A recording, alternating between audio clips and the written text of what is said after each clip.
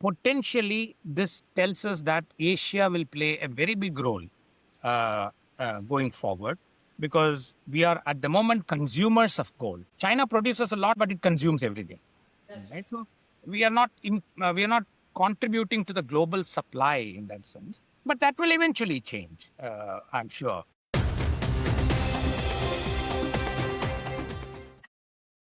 Hello and welcome to Macro Decode.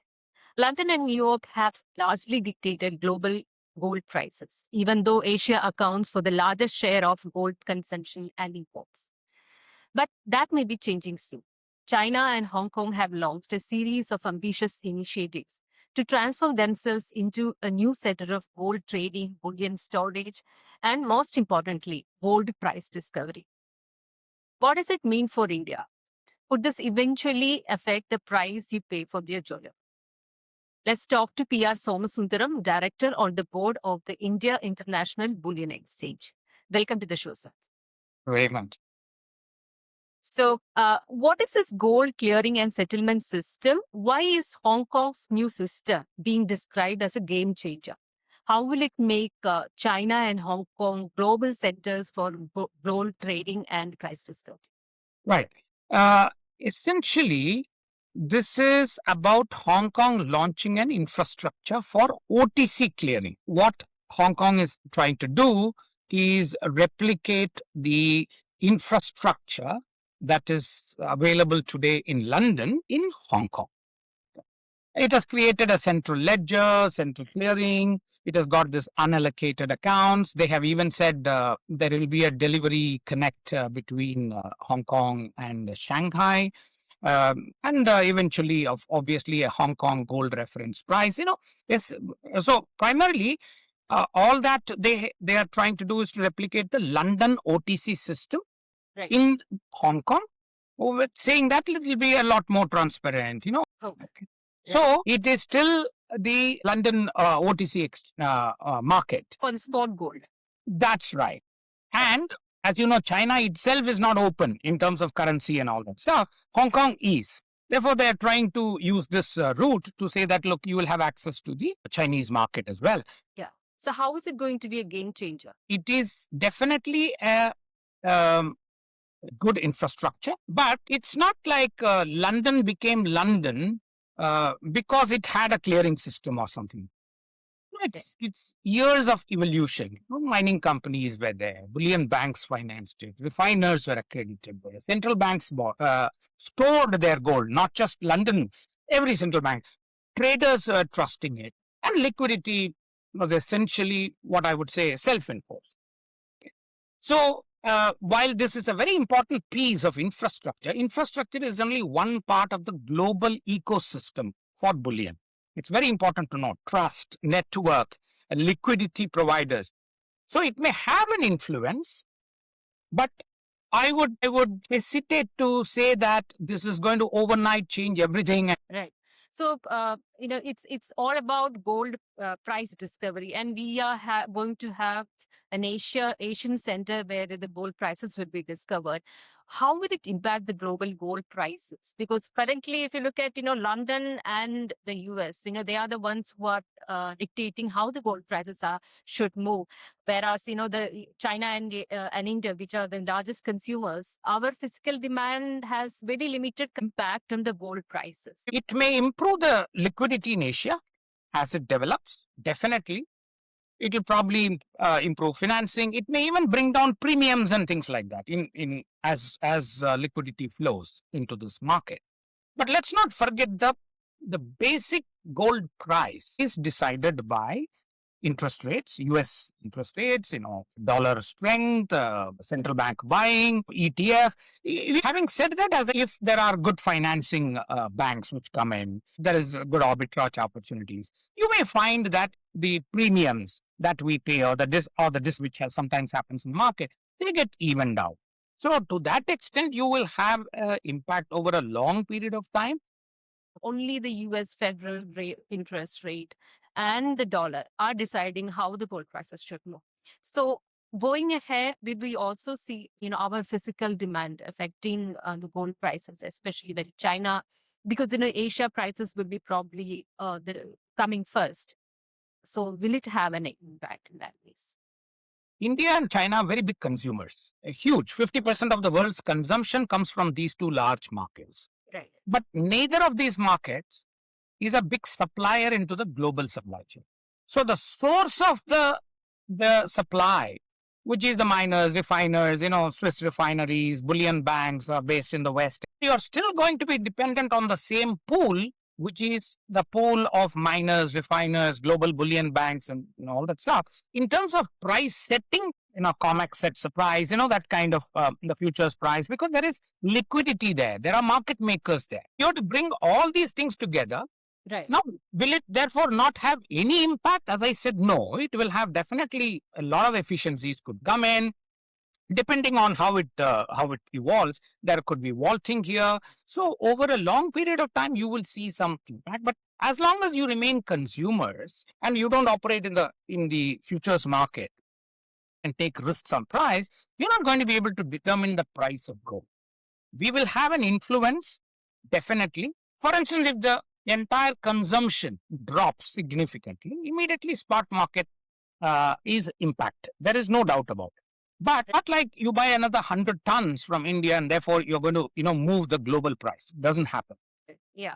So if you look at globally, in several levels, we are seeing this, this movement from unipolar to multipolar. Even if we take the case of currencies, everybody says the dollar's status as a global reserve currency is weakening. In that case, is it an initiative meant to elevate Yuan as a global currency and reduce the world's dependence on US dollar?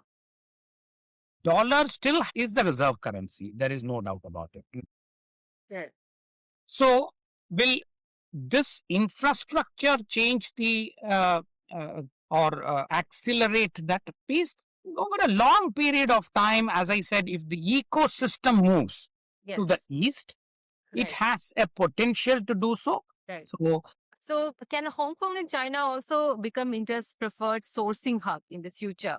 Can India's bullion industry benefit from? So there will be a lot of competition happening between Dubai, Singapore, Hong Kong, London, and all. Well, see, when we import, even if some of our traders or the bullion banks, we import through this system, it's going to substitute what we are otherwise importing from Dubai or from Switzerland. Because ultimately, who are the big suppliers for India? The bullion banks. They come through the Indian banks. Indian banks sell them through the consignment route to the jewelers, etc. India is a very large consumer, so that is not going to be impacted by this. But will the sourcing therefore change to Hong Kong? If you find that because of the efficiency in the system, the premiums become a lot more narrower, margins are better, delivery, transaction costs are lower, you may see that you may actually be using this. It is only going to supplement what we are already doing, right? So, yes, it has potential to help the Indian importers. India has launched India International Bullion Exchange. This was also in the same direction as Hong Kong Exchange, the kind of initiatives that they were actually proposing. Is it capable of competing with Shanghai and Hong Kong? And what more should India do to become a real global bullion trading? In terms of intent, it is the same. We have the vaulting, we have the network, etc.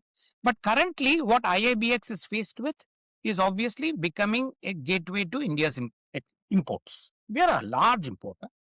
Our first task is to make the exchange very meaningful for our importers. Then we become more meaningful for the rest of the world. Currently, we are still some distance away from that objective. IIBX is done, in fact, 93 tons about a year and a half ago when that Dubai thing came. It has proven many things like 30-minute clearing, but it is because of this consignment route through which our banks import and our jewelers import, and we haven't mandated that all imports must come through it, nor do we give any special incentive for importing through IIBX. IIBX's immediate challenge is yet unachieved. Every government is taking these kind of initiatives. So, I wouldn't look at it as IIBX versus Hong Kong. Potentially, this tells us that Asia will play a very big role going forward, because we are at the moment consumers of gold. China produces a lot, but it consumes everything. That's Right? right. So we are not contributing to the global supply in that sense, but that will eventually change, I'm sure. So as you look at it in the future, maybe you will see some kind of a collaboration between all this, and where you could see more trust and more market makers in this place. The banks are also going big in these places. Regulators might allow them to become market makers. Uh, India has a very great potential to become the vaulting center of gold, just like how London is and how Hong Kong is becoming for parts of Asia. And then IIBX becomes a lot more meaningful. Okay. For the consumers, what does it mean that if you have a bullion exchange where you have vaulting facilities, you have a clearing facility and price discovery? See, when you have a proper exchange and your premiums are decided in an exchange, you know exactly what is the price at which you can buy or sell gold. And there is a good flow of gold, and you will have a better pricing of gold at any point of time. Today, what is happening is there is a basic price, LBMA price, but what your jeweler buys it from, what is the premium he pays to the bank, it's all opaque, right? Right. The way we import the consignment route has its own advantages and its own disadvantages also. And at many times the disadvantages appear a lot more overwhelming, which is what IIBX was created for. So when you buy off the exchange, consumers will benefit through sharper premiums, okay, lower transaction costs, okay, ability to recycle faster. Today, if you really see, even when a consumer goes to recycle, because the market is opaque, you don't know what is the price you're getting. When you are going to recycle in a transparent system, you are going to get a better price. Right. And even in case of price discovery, if there is a shift happening towards Asia, will there be any benefit for Indian? Absolutely. Let's assume what happens is if Hong Kong works. Let's take for the Chinese market, for some other Asian market, that price will be a reference point. It's a very good reference point. So these things are definitely going to present consumers with a lot more transparency about how prices are moved. Today we are just walking blind, right? I mean, whatever the jeweler says, whatever the banker says is your price. Today, and even if you go to recycle, you don't know what the price is.